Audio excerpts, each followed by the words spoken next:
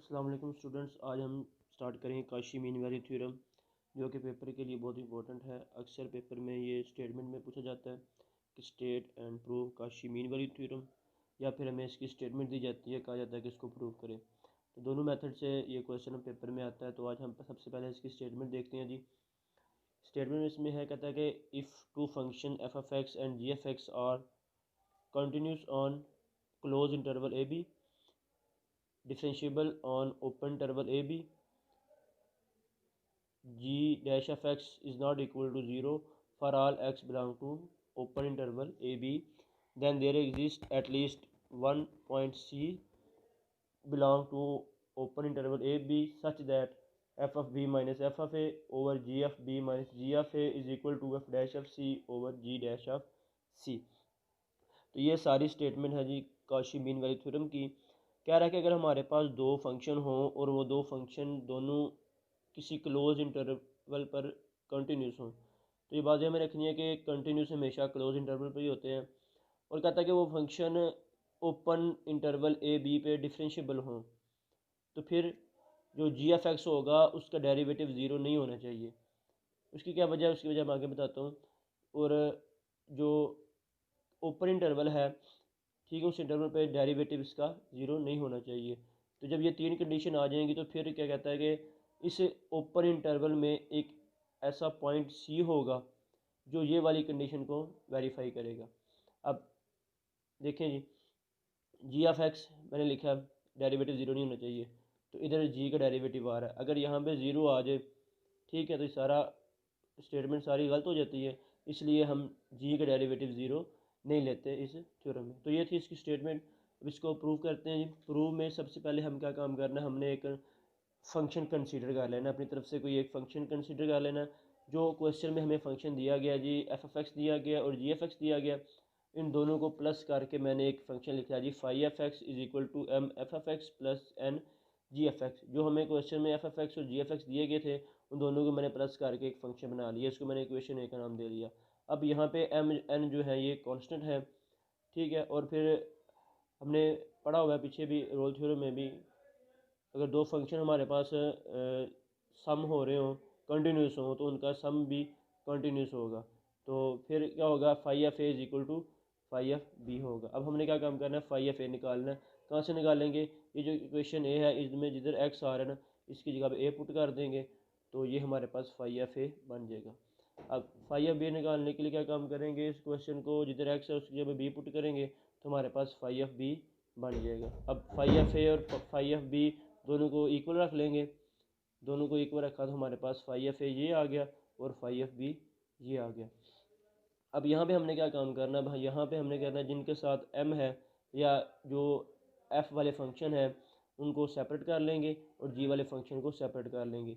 तो M F of ए इधर रखूँगा और ये एम एफ ऑफ बी उठा के तो लेके आऊँगा, माइनस हो जाएगा, और ये एन जी एफ ए इधर जाके क्या हो जाएगा, माइनस हो जाएगा।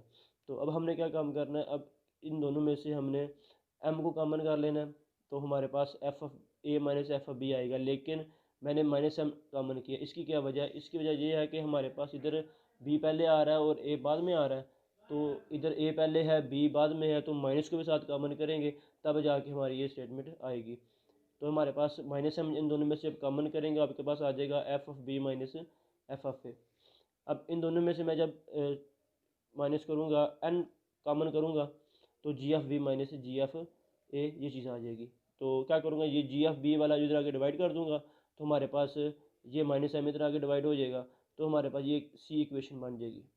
अब ये जो सी इक्वेशन बनी है जी, इसको चेक करें जी, ये वाली इक्वेशन और ये जो हमने स्टेटमेंट प्रूफ बनानी है, ये दोनों, इसकी लेफ़्ट साइड हमारे पास आ गई, ये लेफ़्ट साइड बन गई इसकी। राइट साइड पे हमारे पास माइनस एन ओवर एम आ रहा है, लेकिन राइट साइड पे हमारे पास ये वाली चीज़ आनी चाहिए। तो काशी मीन वैल्यू थ्योरम की लेफ़्ट साइड हमारे पास आ गई, राइट साइड बनाने के लिए अब हम क्या काम करते हैं, इससे पहले आपने एक थ्योरम पढ़ा होगा रोल थ्योरम। अब रोल थ्योरम क्या कहता है जी, रोल थ्योरम की स्टेटमेंट क्या कहता है जी, अगर हमारे पास दो फंक्शन हो और कंटिन्यूस हो इंटरवल पे और डिफरेंशिएबल हो क्लोज इंटरवल पे, ओपन इंटरवल पे, तो फिर उनमें एक पॉइंट सी एग्जिस्ट करता है उसी इंटरवल में, ठीक है। तो फिर उस सी का डेरिवेटिव हमारे पास ज़ीरो होता है, ये रोल थ्योरम कहता है जी। तो ये रोल थ्योरम की स्टेटमेंट को हमने लिखा, इसका कंसेप्ट यूज़ करते हैं phi dash of c is equal to zero. उसने क्या कि जब सी एक पॉइंट आ जाता है तो फाई डैश ऑफ सी वो पॉइंट ज़ीरो के इक्वल होता है, यानी उसको डेरिवेटिव ले तो वो ज़ीरो होता है। अब हमने क्या काम करना है, फिर रोल थ्योरम यूज़ कर रहे हैं तो फिर ये वाली कंडीशन जो है, ये वाली कंडीशन बनानी है, phi dash of c is equal to zero. तो किस तरह बनेगी, अगर आप पीछे देखें तो हमने एक फंक्शन शुरू में लेट किया था फाई एफ एक्स। इस फाई एफ एक्स को डिफ्रेंशिएट कर दें जी, ये फाई एफ एक्स लिखा, इसको मैंने डिफ्रेंशिएट किया, फाई डैश एफ एक्स हो गया। एम कांस्टेंट है, इसी तरह रहेगा, f dash f x plus n भी कांस्टेंट है, जी डैश एफ एक्स आ जाएगा।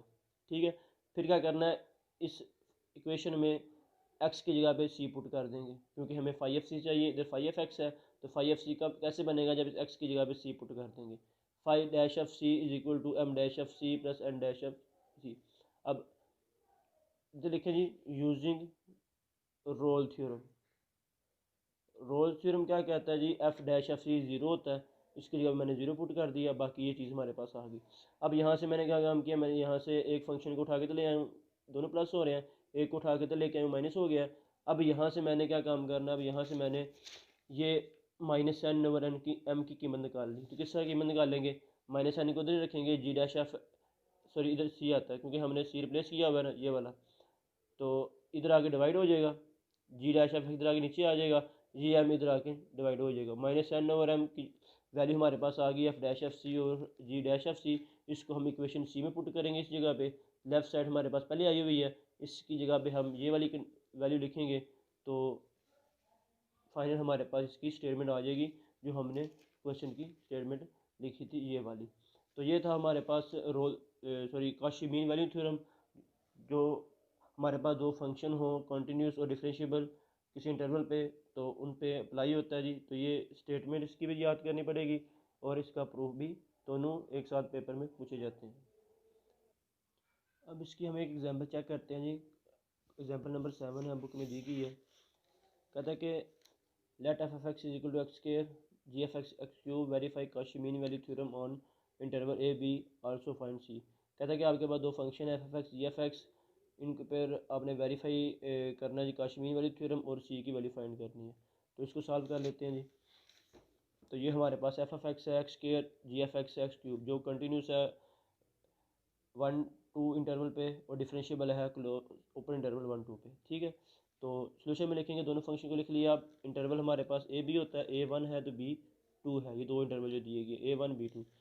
Using Cauchy mean value theorem, Cauchy mean value theorem की स्टेटमेंट लिखेंगे, f of b minus f of a over g f b minus g f a is equal to f dash of c over g dash of c. इसकी statement लिख दी। अब इस statement में देखें जी, हमने इसको वेरीफाई करना है। एफ ऑफ बी हमें चाहिए, एफ ऑफ ए चाहिए, जी एफ बी चाहिए और जी एफ ए चाहिए, और एफ डैश एफ सी चाहिए और जी डैश एफ सी चाहिए। तो ये हम कैसे निकालेंगे, एफ ऑफ एक्स हमें दिया गया जी, एफ ऑफ ए कैसे बनेगा, एक्स की जगह पे ए पुट कर दें, एफ ऑफ ए बन जाएगा, ये हमारे पास एफ ऑफ ए आ जाएगा ए स्क्वायर। ठीक है, अब ए की कीमत क्या है जी, ए की कीमत 1 है, तो ए की जगह 1 पुट किया, f of 1 is equal to 1 आ गया। ठीक हो गया। अब एफ ऑफ बी कैसे बनेगा, एफ ऑफ एक्स में एक्स की जगह पे बी पुट करेंगे, तो एफ ऑफ बी हमारे पास आ जाएगा, बी की वैल्यू क्या है 2 है, इधर पुट करेंगे, एफ ऑफ बी आपके पास क्या आ जाएगा 4 आ जाएगा। तो इसके बाद हमारे पास क्या आ जाएगा जी, जी एफ ए निकालना है। जी एफ ए निकालने के लिए क्या करेंगे, जी एफ एक्स में एक्स की जगह पे ए पुट करेंगे, ए क्यूब आ जाएगा, ए की वैल्यू पुट करेंगे, जी एफ वन आपके पास क्या आ जाएगा 1 आ जाएगा। इसी तरह जी एफ बी, एक्स की जगह बी पुट करेंगे, बी क्यूब बन जाएगा, बी की वैल्यू पुट करेंगे 2, 8 बन जाएगा। तो f of a, f of b, g f a, g f b ये हमने निकाल ली है। अब आगे रह जाते हैं जी एफ डैश एफ सी और g dash f c. F dash f c और जी डैश एफ सी किस तरह निकालेंगे, एफ एफ एक्स लिख लिया, इसका डेरिवेटिव निकालें जी, derivative f dash f x आ जाएगा 2x, हमें चाहिए एफ डैश एफ सी, तो एक्स की जगह सी पुट कर देंगे, इधर भी, तो ये हमारा एफ डैश एफ सी बन जाएगा। सेम इसी तरह जी एफ एक्स का डेरिवेटिव निकालेंगे, ये बन जाएगा, एक्स की जगह पे सी पुट करेंगे तो आपके पास ये जी डैश एफ सी आ जाएगा। यानी कि अब हमारे पास सारी वैल्यूज़ आ गई हैं, अब इस ए में पुट करते जाएंगे, हमारा आंसर आ जाएगा जी। तो ये मैंने f of b, f of a, g f b, g f a, f dash f c, g dash f की वैल्यू सबकी पुट कर दी हैं। इसको सॉल्व करेंगे, 3/7 इधर आ जाएगा, सी इससे कैंसिल हो जाएगा, 2/3c, क्रॉस मल्टीप्लाई करेंगे आपके पास 9c इज इक्वल टू 14 हो जाएगा, सी आ जाएगा 14/9। तो ये हमारे पास सी की वैल्यू आ जाएगी।